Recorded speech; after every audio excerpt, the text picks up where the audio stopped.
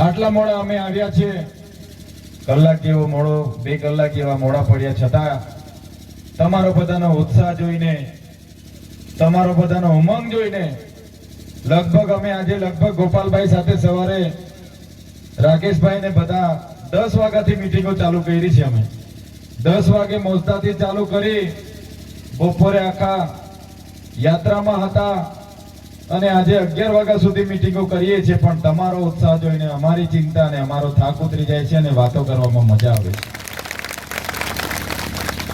મિત્રો, તમે બધા જાણો છો, તમારા એક એક મતના આશીર્વાદથી જ્યારે હું ધારાસભ્ય બન્યો ત્યારે મેં એક પણ દિવસ, શનિવાર હોય કે રવિવાર હોય, ક્યારે મેં ઘરે આરામ નથી કર્યો.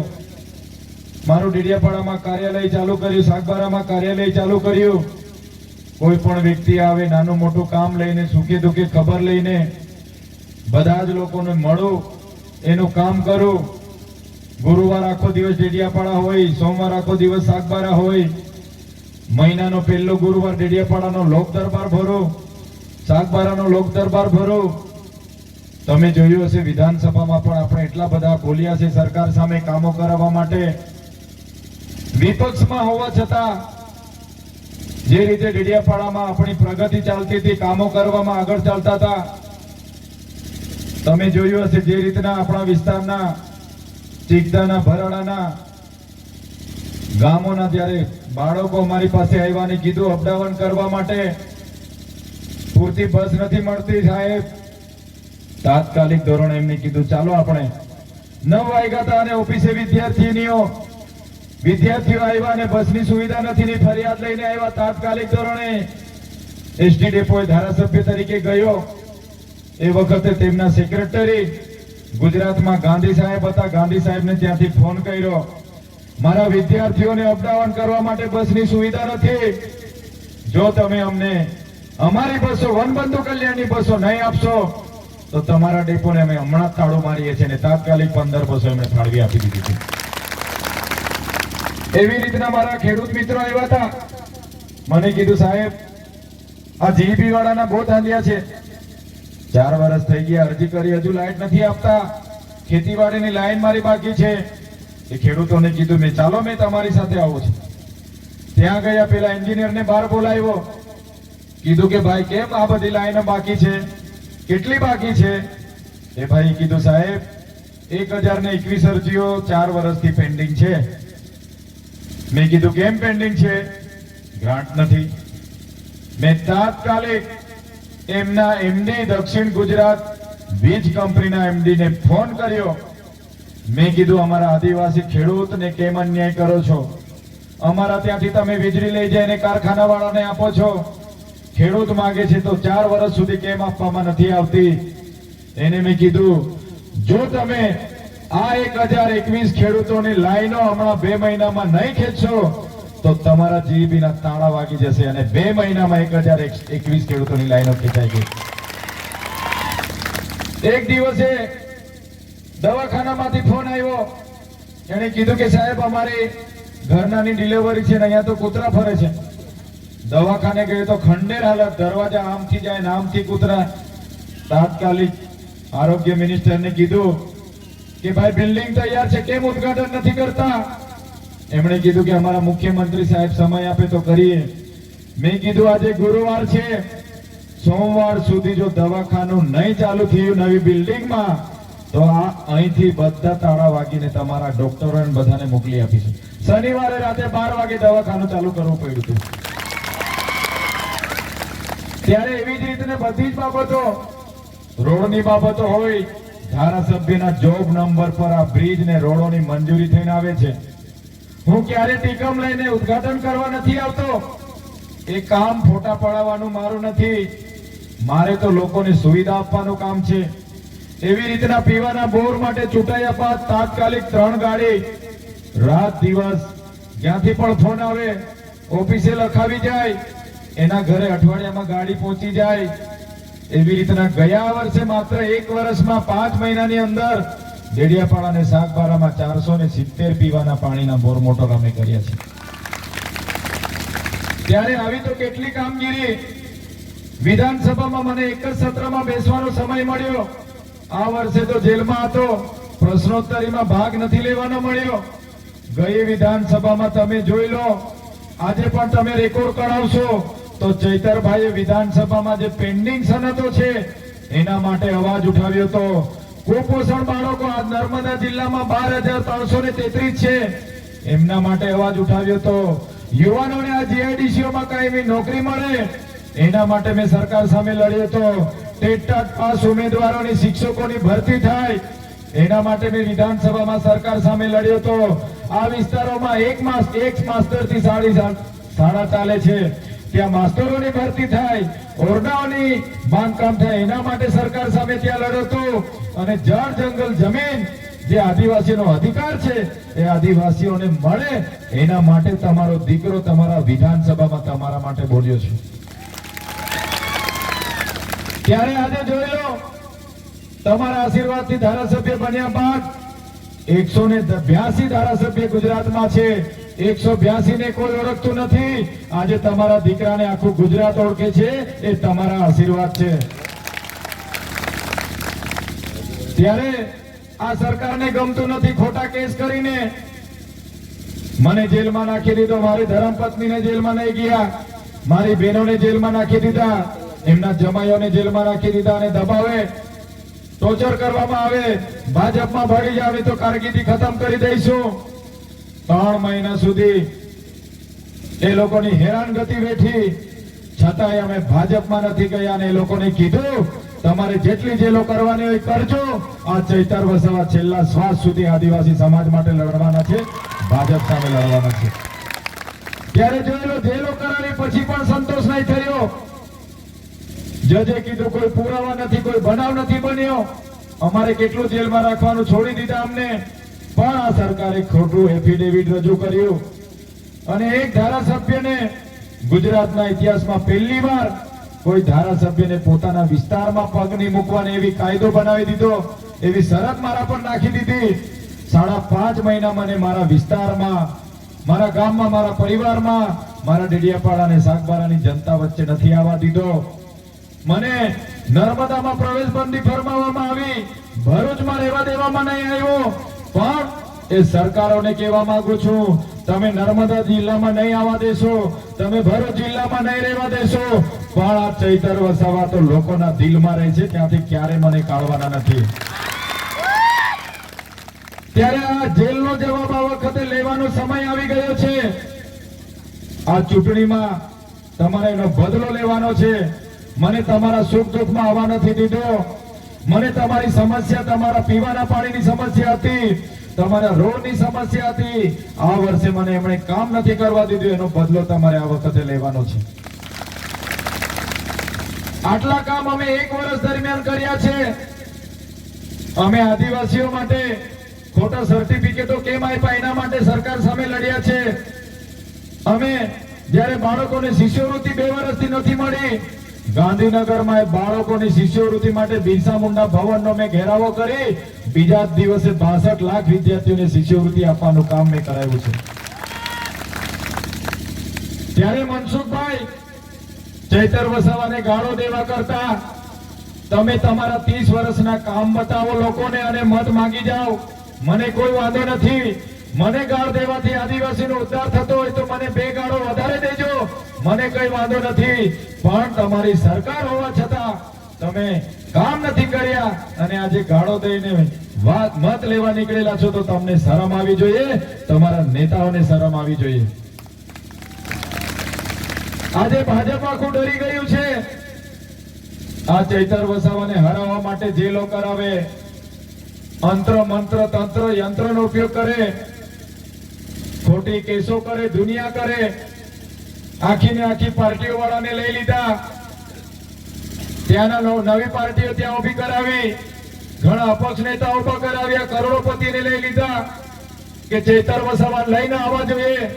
કેમ કે ભાજપ વાળાને ખબર છે ચૈતર વસાવા જીતશે તે દિવસે આદિવાસીના હક અધિકારો માટે વિધાનસભાની જેમ સાંસદમાં પણ લડશે, તે દિવસે આદિવાસી સમાજ જાગૃત થઈ જશે. એટલે આજે ચૈતર વસાવાને રોકો. કરોડો રૂપિયા આપીને બધા નેતાઓને એક બાજુ લેવામાં આવ્યા છે. પણ આપણા ગામના મંચ પરથી કહેવા માંગુ છું, ગમે એટલા મોટા નેતાઓને સામે ભેગા કરશે, ગમે તેટલી પાર્ટીઓને સામે ભેગા કરશે, પણ મારા નાના લોકોના, ઈમાનદાર લોકોનો આશીર્વાદ છે. ચૈતર વસાવા વખતે જીતે છે, જીતે છે ને જીતે છે. ઈમાનદાર લોકોના આશીર્વાદ મારી સાથે છે. નાના માણસો મારી માટે 2-2 કલાક ફૂલહાર નહીં રાહ જુએ છે. આજ અમારો પ્રેમ, આજ તમારા આશીર્વાદથી ચૈતર વસાવા વખતે જીતવાના છે. આજે વાગરાવાળા કહે છે, હું જામ છું, મને કે તમને ડેડિયાપાડામાં કેટલી લીડ મળશે. મેં કેમ છું, હજુ ગયો નથી, ખબર નથી. ત્યારે કહે છે આ વખતે વાગરા ફર્સ્ટ રહેશે. જંબુસર વાળા કહે કે આ વખતે જંબુસર ફર્સ્ટ રહેશે. કરજણ વાળા કહે કે અમારું કરજણ આગળ રહેશે. ત્યારે મારા ડેડિયાપાડાના લોકોને કહેવા માંગુ છું, ડેડિયાપાડાની ઇજ્જત નહીં જવી જોઈએ. આ વખતે ડેડિયાપાડામાંથી 70 થી 80% મત તમારે આપણને આપવાના છે. 21 તાલુકાની હરીફાઈઓ લાગેલી છે. નેત્રંગ વાળા કહે છે અમે આગળ ચાલીશું, પણ નહીં, મારો ડેડિયાપાડાનો મારો પરિવાર આગળ ચાલશે એવો મને પૂરો વિશ્વાસ છે. ત્યારે આજે હું તમારા ગામમાં આવ્યો છું. આજે ભરૂચમાં પણ મીટિંગો ચાલુ હતી, આજે કરજણમાં આપણી મીટિંગો ચાલુ હતી, આજે વાગરામાં પણ ક્ષત્રિય સમાજની મીટિંગો ચાલુ હતી. બધા સમાજના લોકો તમારા દીકરાને જીતાડવા માટે પોતાના ગજવાના ડીઝલ નાખીને દોડે છે, પોતાના ખર્ચો કરે છે.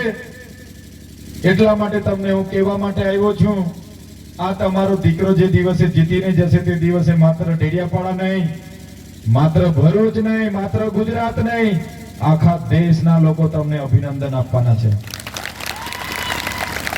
આજે ચૈતર વસાવાને કોણ ઓળખતું હતું? વર્ષ પહેલા ચૈતર વસાવા પણ આવા નીચે બેસીને સાંભળતા હતા. પણ તમારી તાકાત, તમારા એકમતની તાકાતે આજે ચૈતર વસાવાને આખું દેશ ઓળખતો થઈ ગયેલો છે. તાકાત તમારી છે, ચૈતર વસાવાની નથી, તમારી છે. તમારા સહકારથી આગળ વધ્યો છું. ત્યારે આજે આખા દેશને ચૈતર વસાવાની જરૂર છે. જે ક્રાંતિની શરૂઆત ગુજરાતમાં ચાલુ થઈ છે, ભરૂચ જિલ્લામાં ચાલુ થઈ છે, એ આપણે ડેડિયાપાડા અને સાગબારામાં ચાલુ થઈ છે. ત્યારે મારે કઈ વિશેષ ભાષણ કરવાનું નથી હોતું, હું તો તમારા આશીર્વાદ લેવા આવ્યો છું. પણ જે આ લોકોએ હેરાનગતિ કરી, જે ખોટા કેસ કર્યા, અને જે મનસુખ દાદા ખુશ થતા હતા, ચૈતરભાઈ આમ કર્યું, તેમ કર્યું, ફલાણું કર્યું, ઢીકણું કર્યું. જે વખતે આપણે બિરસા મુંડાની પ્રતિમા ડેડિયાપાડામાં બેસાડતા હતા બધા આગેવાનોના સહકારથી, ત્યારે મનસુખભાઈ એનો ખૂબ વિરોધ કર્યો, ખૂબ પોલીસ મોકલી, કેસો કરાવવાની ફિરાકમાં હતા. આજે એ જ મનસુખભાઈ આવીને બિરસા મુંડાને 2 હાથ જોડીને મત માંગે છે. 5 લાખ મતથી જીતવાનો વાયદો એમનો ઘમંડ હતો, અમે રમતા રમતા 5 લાખ લીડથી જીતીએ છીએ. ત્યારે આજે મનસુખભાઈ એ 5 લાખની લીડ તો દૂર, આજે રાજપીપળાથી ડેડિયાપાડા અપડાઉન કરતા કરી દીધા છે તમે લોકોએ. આજે અહીંયા તમે આટલી સંખ્યામાં બેઠા, આગળ 2 મીટિંગો આવી થઈ, ડેડિયાપાડામાં 50,000 લોકો આજે ભેગા થયેલા. આજે મનસુખભાઈ વસાવાને, એમના CR પાટીલ ને અમિત શાહ ને આજે ઊંઘ નથી આવવાની. રાતે ઉઠીને બી માટલાના પાણી પીવા પડશે. રાતે ઉઠીને બી 1 ગ્લાસ માટલાનું પાણી પીવું પડશે આ લોકોને. આ વખતે આપણે ખબર પાડી દેવાની છે આ લોકોને કે કોની સાથે પાલો પડ્યો છે, કોની સાથે પાલો પડ્યો છે, ખબર પાડી દેવાની છે. જેલમાં હતા ત્યારે મોટી મોટી ફાકા ફોજદારી કરતા હતા. મનસુખ દાદા કે ભાઈ ચૈતરભાઈ નું પતી ગયું, ખેલ ખતમ, મેદાન ખુલ્લું છે, એ તો ચૂંટણી પથે પછી પણ નહીં આવે. છતાંય મારા લોકોના આશીર્વાદથી, એમના પ્રાર્થનાથી તમારી વચ્ચે છું. ત્યારે એ મનસુખ દાદાને પણ કહેવા માંગુ છું, तुमको क्या लगता था नहीं लौटेंगे, तुमको क्या लगता था नहीं लौटेंगे, गलत. जब तक तोड़ेंगे नहीं तब तक छोड़ेंगे नहीं. हमको क्या अंडू पंडू गंडू झंडू समझ के रखा है का?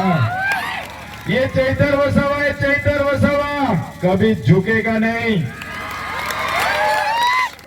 ત્યારે આજે બધી તમારી તાકાતથી એમના મુખ્યમંત્રીને લાવ્યા ભરૂચમાં, મેળ ના પડ્યો. એમના CR પાટીલને લાવ્યા ભરૂચમાં, મેળ ના પડ્યો.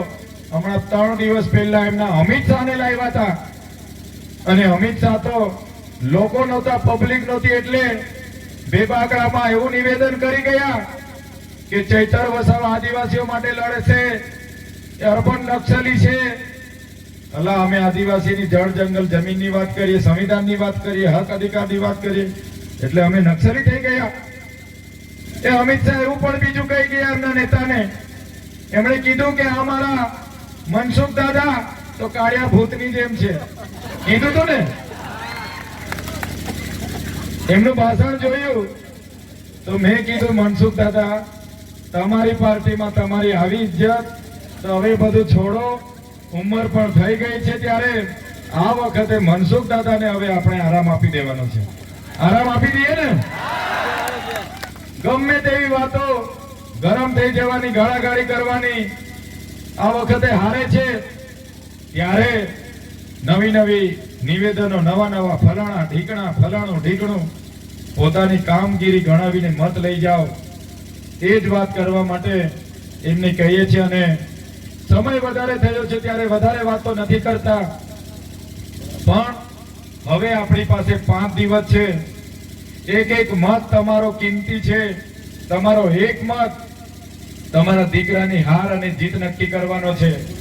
એટલા જ માટે તમને કેમ છું, તમારા સગા સંબંધી હોય, મિત્ર મંડળ હોય, વેવાય હોય, વેવાણ હોય, બધાને તમારે વિનંતી કરવાની છે કે વેવાણ આ વખતે આપણે ચૈતર વસાવાના ઝાડુના બટનને મત આપવાનો છે. કહેશો ને બધા? મારા માટે તમે મહેનત કરી લેજો. કોઈ જગ્યાએ 50,000 રૂપિયા ખર્ચો કરવાનો હોય તો કરી લેજો. આ સમય આપણા માટે ખૂબ મહત્વનો છે. આ ચૂંટણી આવનાર આદિવાસી સમાજની દિશા અને દશા નક્કી કરવા માટેની ચૂંટણી છે. ત્યારે હું તમને વિનંતી કરવા માટે આવ્યો છું. બીજી વાર ફરી આપણે મળાય કે નહીં મળાય, ચૂંટણી નજીક છે. ઘર ઘર મને અવાય કે નહીં અવાય, ચૂંટણી નજીક છે.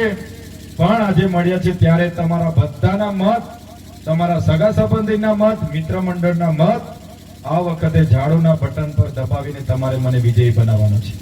તૈયાર છો બધા? ત્યારે સવારથી બોલીએ છીએ, ઘણી મોટી ચૂંટણી હોય એટલે નાની મોટી ચિંતા પણ હોય છે.